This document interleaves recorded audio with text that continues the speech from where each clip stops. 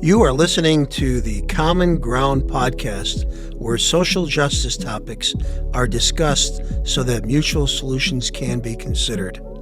This program was created by me, Ziggy Kozicki. You can join these conversations by following Common Ground podcast on Facebook. This program was created through the facilities of the MCTV network, a service of the City of Midland.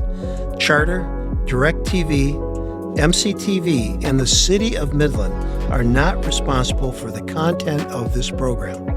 The views presented do not necessarily represent those of Charter, DirecTV, the City, or MCTV. If you would like to learn about creating community podcasts like this one, contact MCTV at 989-837-3474. Thank you.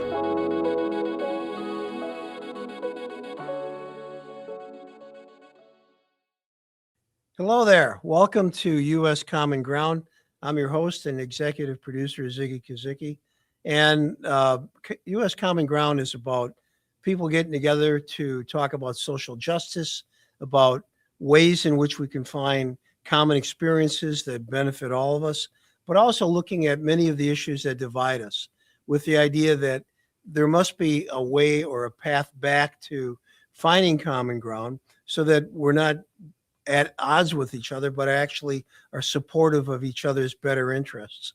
And so this program is intended to stimulate some thinking, possibly to reduce some divisions that we've seen happen in our lifetime, but also maybe create some new divisions, because if there are stubborn reasons or stubborn people that stand in the way of common ground for the majority of people, those kinds of confrontations are unavoidable. But that's not what we're trying to do. I have this program a guest who I've had an opportunity to meet, Andrew Slaughter, who is a university student, a junior at Calvin University. And he's somebody I met through the Great Lakes Environmental Festival. He and his group from Calvin University presented and had a great panel discussion. And they've been active in doing things on the west side of the state for some time now. Andrew's been involved in this environmental activism about a year and a half, so he's relatively new to this. And his peers, people he are associating with, really kind of brought him into it. He's a Gen Z, and as I was talking to him earlier, Gen Z has really been kind of assigned the task of dealing with a number of issues that are right now unsolved. And part of that is because they're a large group of people, they're young, and they're coming up on probably the end of my boomer generation's time of shaping reality in one way or another. And they bring a whole new, fresh approach to how we look at life. And we should welcome that and not resist it. I think it's important to understand that every generation has an opportunity to move things forward or backward. And I'm really hopeful that Gen Z is going to move things forward. So with that introduction, I'd like to have Andrew join in. And I also want to point out, if you want to make comments, if you want to look at some of the postings in Facebook under U.S. Common Ground, there's an opportunity to make comments about today's program or other programs. And I welcome you to do so, as well as to develop some social circles or social media connections regarding some of the things we're talking about. And if you're listening to this, keep in mind that whatever you hear is something that I hope that you'll put into a conversation with other people, so that discussion goes beyond just where we are today. So with that, I'd like Andrew to jump in. Andrew, thank you for being patient. Andrew is going to maybe take a few minutes to tell us a little bit about the activism and the kinds of things that he and other students have discovered and are working on at Calvin University and beyond. So Andrew, please share with us. Yeah, absolutely. Thanks so much for having me on, Ziggy. As you said, I'm Andrew. I'm currently a student at Calvin University, which is located in Grand Rapids, Michigan. And like Ziggy mentioned, I'm Gen Z, and I really got involved in activism only recently within the past 2 years while I've been at college. And just in 2 years, I've really found um, how much of a need there is for people for young people especially to bridge like interest with the environment, passion for the outdoors, with activism, applying it to protecting that and ensuring that we have a future that can, have a great shared space that we all have, but also access to the outdoors because that is increasingly becoming a privilege today. Um, the form of activism that I'm involved in is through my university's campus. In the past year, I've helped start a student organization known as Earth Keepers, which is centered around engaging students with becoming leaders in championing sustainable change. So we've done that through installing rain gardens, starting a sustainable cup reuse program for our university's coffee shop, just things that help integrate sustainable living into our community, and at the same time raising up people within this younger generation to become leaders of tomorrow that can advocate for not only change in their communities but also more top-down change through policy legislation. Super excited to be a part of that with a background in biology and strategic communication. My biggest focus has been kind of like Ziggy mentioned, honestly, with this topic of common ground, like you said, really focusing on how we frame approaching environmental activism and stewardship to be something that's truly bipartisan and something that everyone's impacted by and everyone should be invested in. So that's just kind of a quick rundown. Yeah. Yeah, Andrew, that's great. I mean, I like the fact that you're looking for low-hanging fruit to get involved in. I think sometimes we think about the issues that we face and we think, oh, we got to take on the big things. We've got to get oil companies to do something different. We've got to get, people to, and really what it really comes down to is, hey, what am I doing in my yard? What am I doing in my house? What are the things that I can do? My wife, for instance, God bless her, she likes to save aluminum paper and aluminum and cans and all this kind of stuff. And stuff that you would just normally throw out. And she recycles it. She makes sure that it gets to a point where it's recycled.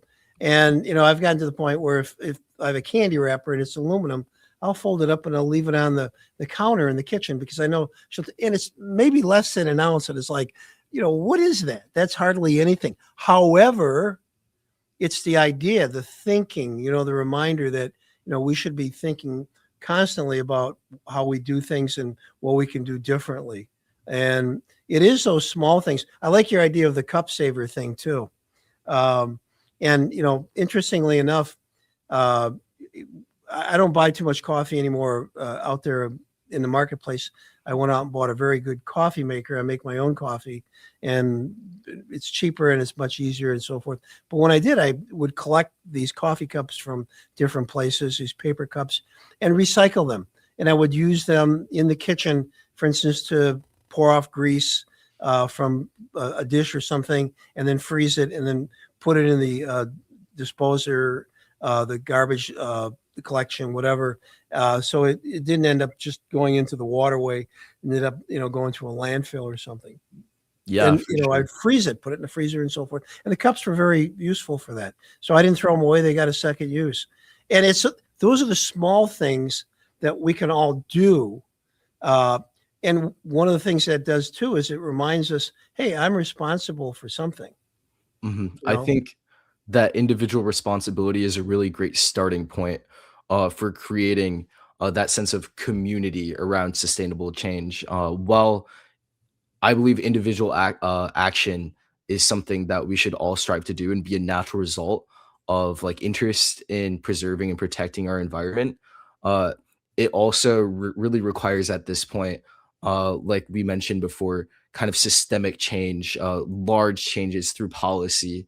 And in order to kind of bridge that together, the approach that I believe will be most effective to get uh, all people on board across the aisle through different backgrounds and perspectives is through creating that sense of community, really working with local pillars of the local community, such as universities, large businesses, healthcare facilities, hospitals, to really inform the residents of uh, kind of the amenities that the environment can provide, kind of the activities or initiatives that they have for community involvement. Because once people see that, hey, this program is impacting my backyard, and not just my backyard, but also my neighbor's backyard. Once you get that sense of community, you can really get that all around support and investment into environmental activism. And that's kind of the approach that through kind of grassroots initiatives, we can really strive for having a community of people that will support like policy level changes. Yeah, and I think you hit on a number of things here that really make a lot of sense. For one thing, I guess it's important to keep in mind policy change might take a generation. And having been a college, university instructor for about 50 years, yes, 50 years, and also in healthcare for that same amount of time, I've discovered that the same kind of impatience I had when I was young, that we're going to fix it and we're going to do it right now, exists in the people that I teach, or work with in classroom environments today. They think that within a short period of time, they're going to have all these things out of the way. And I sometimes have to remind them that civil rights, for instance, took, probably 40 years to establish. Climate change. I remember the first Earth Day. I was in high school. I was taking a high school earth science class. That was way, way back there. And at the time we thought, well, we've got it now. We've got Earth Day. We're aware of these kind of environmental things. And, in no time, we're going to get on this and everything's going to be fixed. Some of the same problems that I saw in high school still exist today. They've improved to some degree, but, we're still overheating the environment.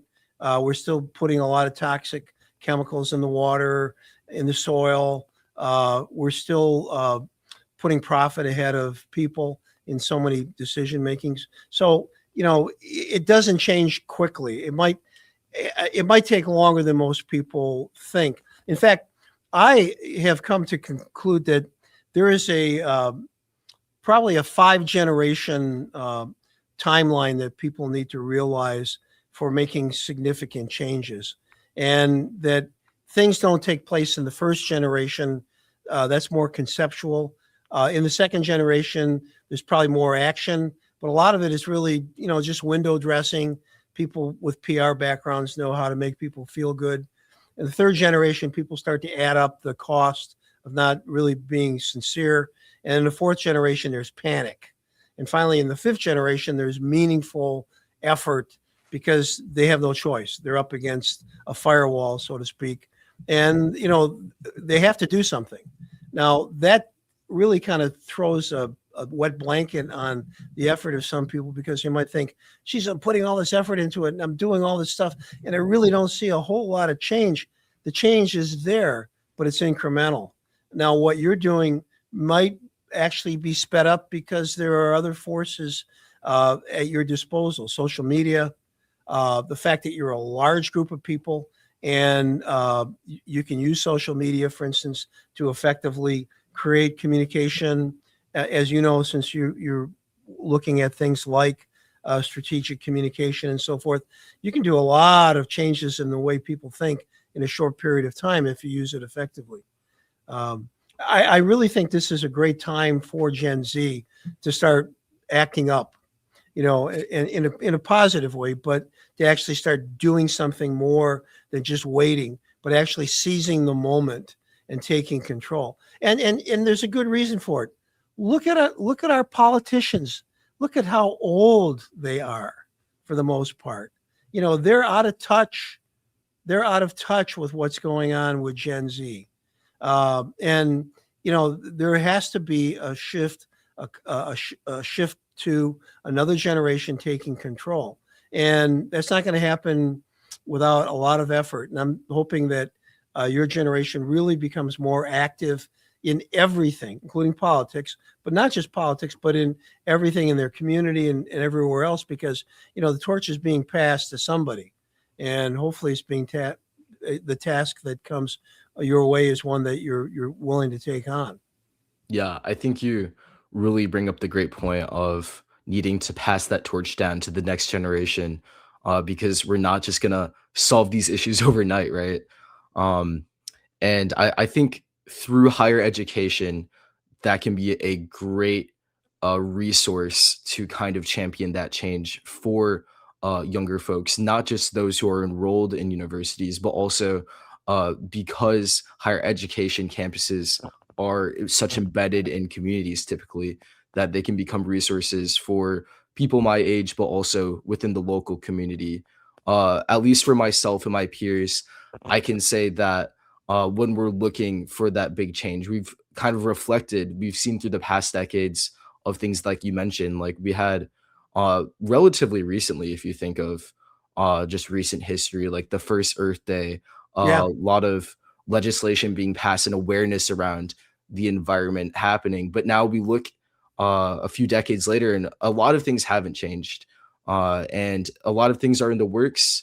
A lot of things fly under the radar, but it's really easy to feel disillusioned with, like you mentioned, PR professionals. A lot with you've probably heard of the term greenwashing.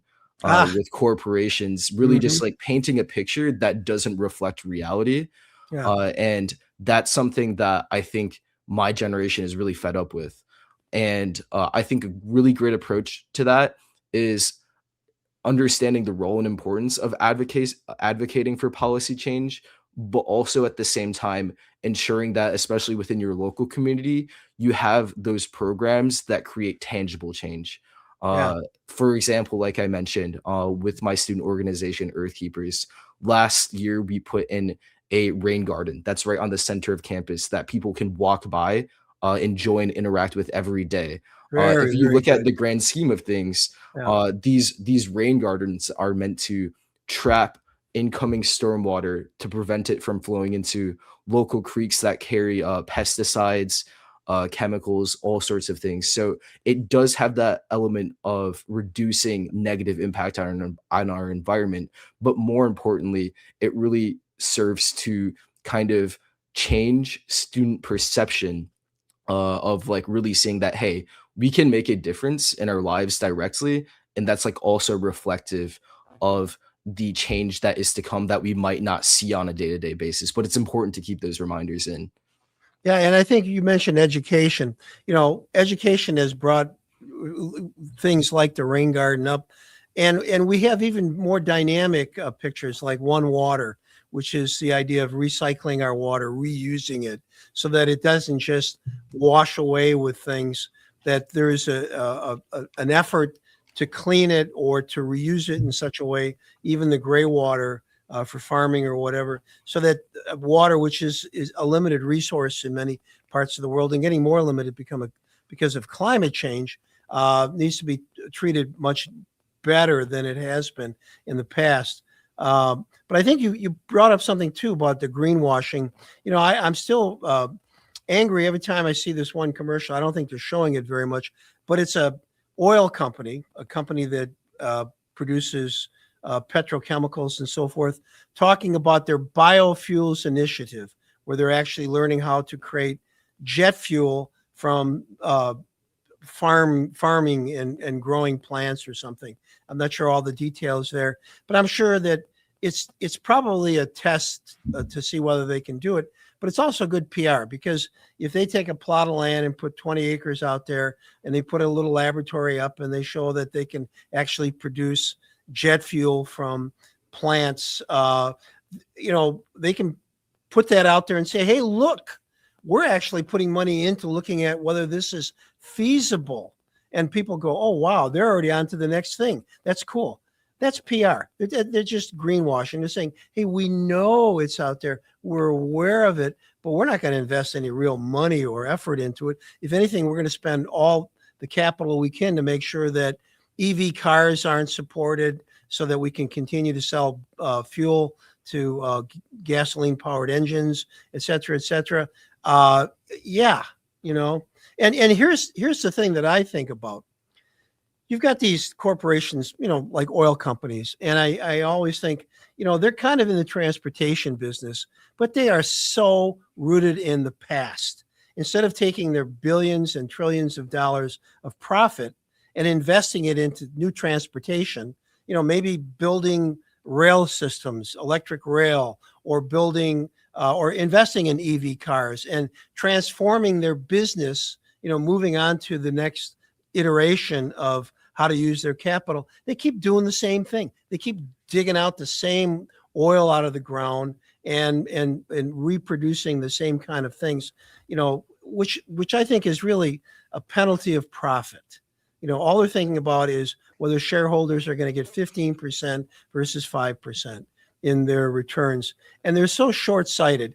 And where is the leadership there? Certainly they make money and the stock market loves it, but in the long run, it's killing the planet and we're not making headway into the next generation. I think there's so much we could do different. It's going to take some imagination and some push. And here's the thing I want to offer. My generation was co-opted. They gave us better jobs. They gave us, whatever it was that would make us happy. For a while there, they were making sure that, at least during the Vietnam War, everybody had as much drugs as they could possibly find, because as long as people were drugged out, they weren't going to complain about a war that shouldn't have been started in the first place. And it was during a time when we actually had a draft, and every male, at least, was on the line to possibly go to Vietnam and fight some war that they had no imagination as to why we were there. The stakes are different now. People always try to make it seem as if you're not going to be affected, but it's a slow burn. What happens is the changes that take place when oil companies don't make the next iteration happen, don't move into transportation, but instead keep producing the same product, is we end up with the same problems. We had the same issue with the tobacco industry. It took a long time to get the tobacco industry to move away from selling nicotine. And they're back, though. They're back with e-cigarettes. They're back with all kinds of products to push nicotine into the bodies of people. So they did an iteration shift, but not towards some other business that might be healthy and beneficial to people. They just figured another way how to load nicotine into the lungs and hearts and minds of people, and they're making money. And they shifted to other countries where they can sell this without any legislation. So, we're always up against this kind of business model. Yeah, I think that is really a very big issue that won't go away. People will always want to make profit and find ways to do so. And I think at this stage, kind of with even with you were saying this with politicians earlier, that this torch is going to be passed down to the next generation. And how are we going to kind of begin to address this issue? I think firstly, it's really through raising awareness for people who think that, oh, this issue is something that I can have no involvement in, or to just really start local with that, to understand that you can have a community voice, but more importantly, having the awareness and the educated background through that awareness to identify problems with the industries that you can then call out. And as we can expand kind of that social movement, ideally we can have employees within these companies be aware of that, and eventually kind of call for that top-down change.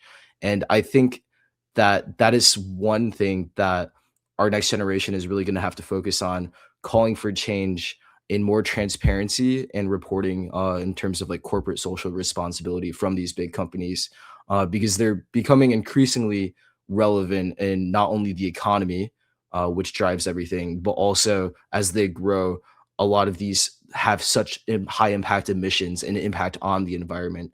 And the more people that can be aware of that and tangibly connect how that can impact their future and their local populations, neighborhoods, then they can be more uh, likely to, or more motivated to make a change if they can make that connection. So we need people, I think, especially in my generation, that are those kind of voices in the community using methods like social media, integrating that into pop culture conversation Yeah. to kind of drive that. Yeah, and I think you have to be careful because people are aware of the fact that you have the potential to make those changes. And there's going to be disruptors and detractors and people using deception to get you to get off the track. They'll use social media, for instance, to occupy your mind doing war games or whatever is going to whatever algorithm works to keep you busy.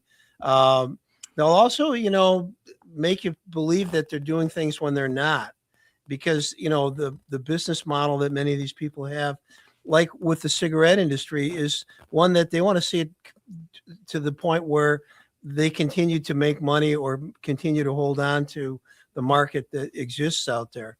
And this is a global thing too. Now we're competing with other cultures, China, India, places that have a much bigger impact on the world because of their population size. So this is a global issue. And I want to point out something. You said something about education being important.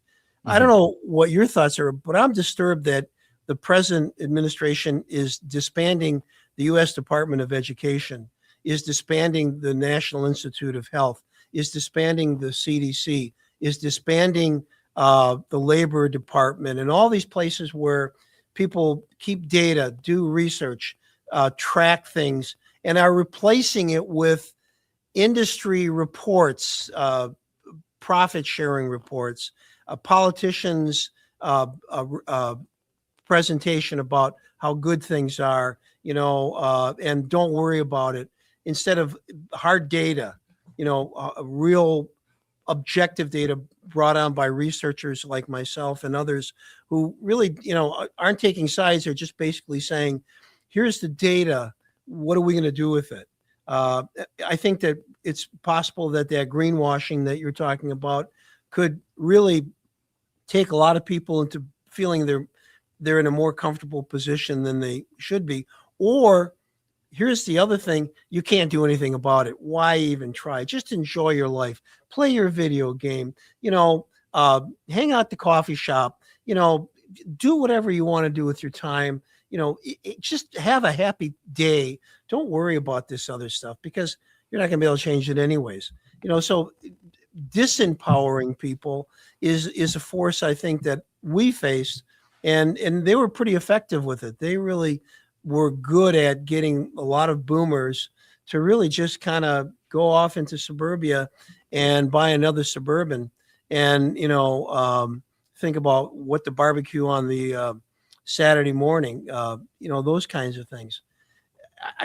There's a lot of distractions out there, and the kind of work that you're talking about, the kind of effort that you're trying to make, it takes time, but it's satisfying and meaningful. Certainly essential, I think. Yeah.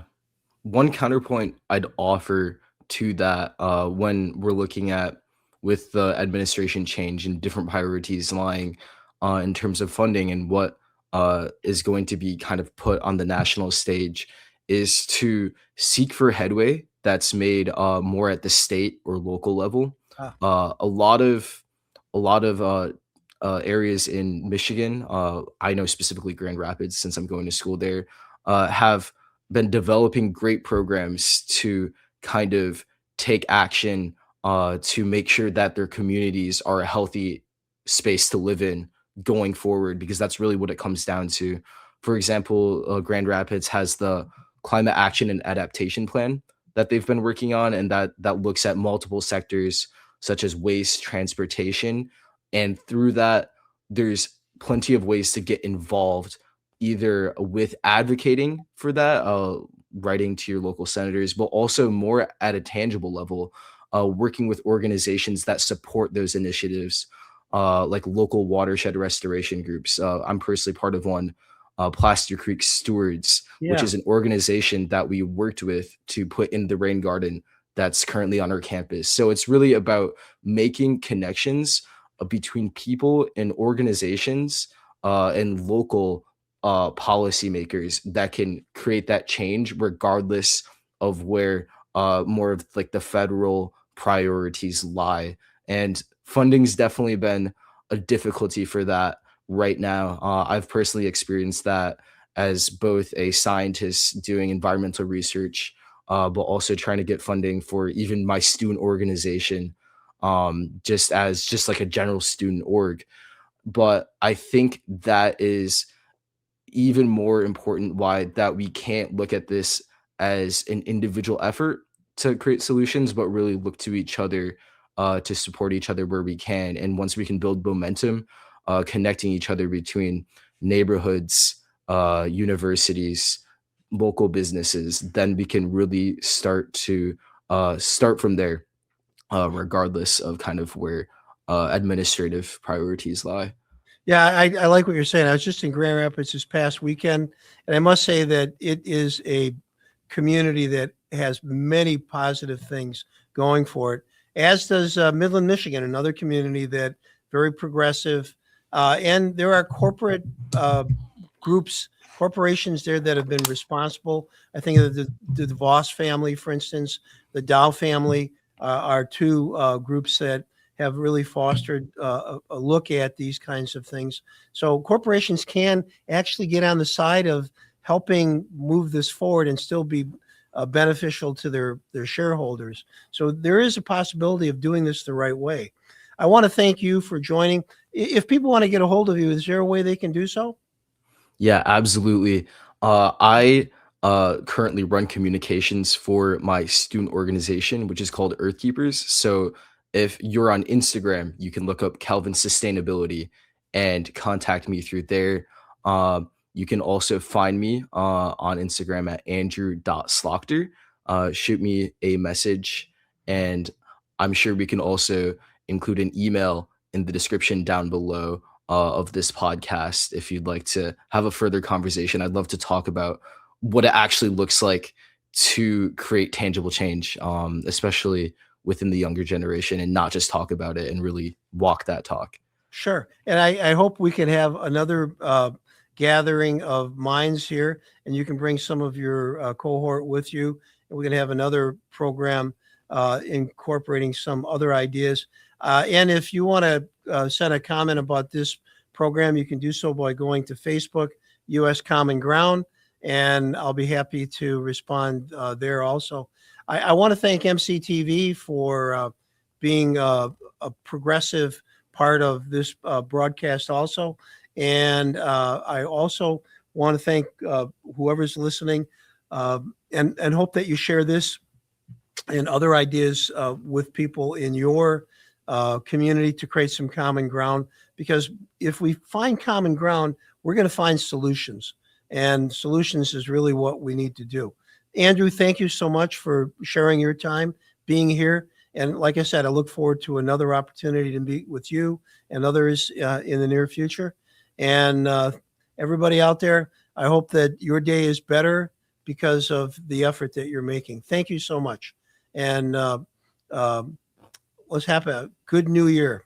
Bye-bye. Thank you for listening to the Common Ground podcast, where social justice topics are discussed so that mutual solutions can be considered. This program was created by me, Ziggy Kozicki. You can join these conversations by following Common Ground podcast on Facebook. This program was created through the facilities of the MCTV Network, a service of the City of Midland. Charter, DirecTV, MCTV, and the City of Midland are not responsible for the content of this program. The views presented do not necessarily represent those of Charter, DirecTV, the City, or MCTV. If you would like to learn about creating community podcasts like this one, contact MCTV at 989 837 3474. Thank you.